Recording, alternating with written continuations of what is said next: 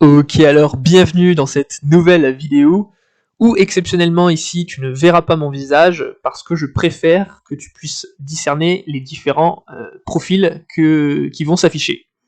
Alors, on est dans ta chaîne SmartLearn où ensemble on aborde sous différents traits comment on peut améliorer sa communication et ça passe par différents tests de personnalité, que ce soit pour soi ou pour les autres. Il faut vraiment comprendre avec qui on est capable de travailler, avec qui on aura, de par son caractère, beaucoup plus d'affinité ou de difficulté. Et tu vas le voir ici, le test de Myers-Briggs, le test MBTI, est un excellent outil pour très vite percevoir à qui tu as affaire. Alors ici, je t'ai mis les 16 profils qui sont répertoriés dans ce test, qui correspondraient aux 16 personnalités théoriques dans ce monde.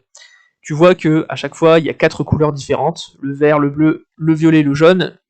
Donc c'est, si tu veux, pour faire très simple, 4 grandes catégories de personnalités. Et puis à l'intérieur, tu as chaque personnalité qui a ses propres traits de caractère et ses propres sigles pour la qualifier. Tu vas reconnaître les mêmes lettres qui reviennent, et je te les expliquerai après. Retiens simplement que à chaque fois il y en a 4, parce que justement on va te tester sur ces 4 lettres. Voilà pour ça. Moi, tu vois, pour la petite anecdote, je suis ENTJ, et on va voir ça tout de suite avec le test en question. Il faut savoir que le test est très rapide à faire, tu peux le faire sur internet, le trouver facilement. Il apparaît sous plusieurs formats. Moi, c'était avec chaque critère qui était posé une échelle de pas du tout d'accord à tout à fait d'accord à cocher. Bon là, je l'ai choisi dans un document, donc on a plutôt une... comment dire, deux critères qui s'affrontent à chaque fois, et à toi de choisir celui qui te représente le mieux. Pourquoi pas. Toujours est-il que tu vois que on va t'évaluer, comme je te l'ai dit, sur des lettres. Autrement dit, tu es soit cette lettre, soit celle-ci. Autrement dit, tu es plutôt extraverti, E comme extraverti, plutôt intraverti, I comme intraverti.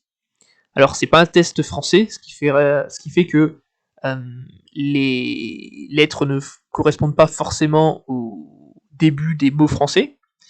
En tout cas, à chaque fois, tu vois que ici, tu peux cocher, admettons, voilà, si tu es plutôt quelqu'un qui pense à vote, bon, tu vas cocher ici. Et puis à la fin, tu pourras mettre un score et voir laquelle des lettres est prépondérante chez toi. On refait pareil avec S ou N, T ou F, ou J ou P. Alors à la fin, tu peux établir ton profil avec les 4 lettres qui à chaque manche ont gagné. Admettons, tu sauras I, S, F, J.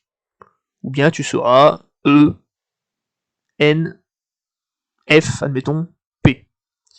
Bref, comment ça marche concrètement, par quoi on peut différencier ces informations.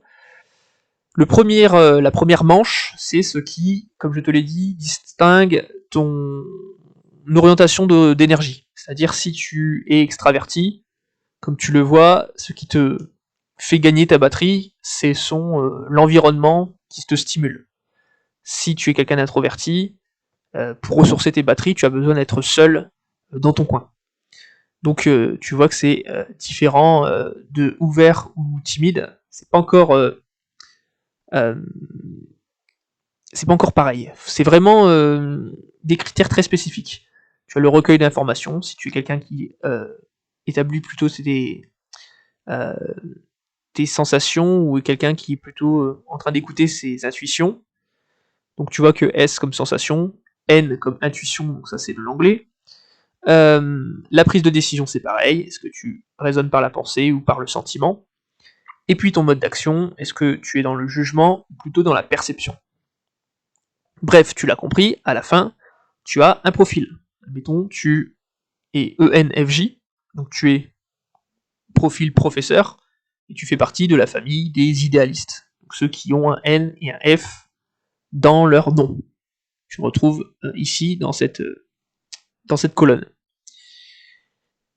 Ici, on te dit que bon, ça ne reste qu'un test, Si tu veux aller plus loin, il y a d'autres tests qui existent, mais celui-ci est quand même ultra pratique pour savoir qui est ton collègue idéal et comment il va réagir. Tu peux plus ou moins anticiper sa réaction. Donc voilà pour ça. Je vais pas non plus te faire tous les caractères, tu regarderas. Sur le site officiel, il y a pour chaque caractère que tu rentreras une description très détaillée de tes points forts, tes points faibles, ce qui te correspond le mieux au niveau du travail, ton style de communication, etc. Et moi, par exemple, pour te prendre mon exemple, tu vois, tu as au niveau des ENTJ, si je le trouve ici, maréchal, tu as aussi la fréquence dans la population. Donc moi, c'est très rare, ça doit être 2%. Et le plus rare, je ne sais plus lequel c'est, mais c'est à 0,88%. Donc tu vois qu'en fonction de ça, tu peux aussi le faire passer ce test à tes meilleurs amis pour voir si tu es d'accord avec ce test pour eux. Voilà, je te laisse, c'était simplement une petite vidéo assez sympa, assez ludique, et c'est toujours très utile d'avoir des bons outils pour mieux percevoir le monde et les gens.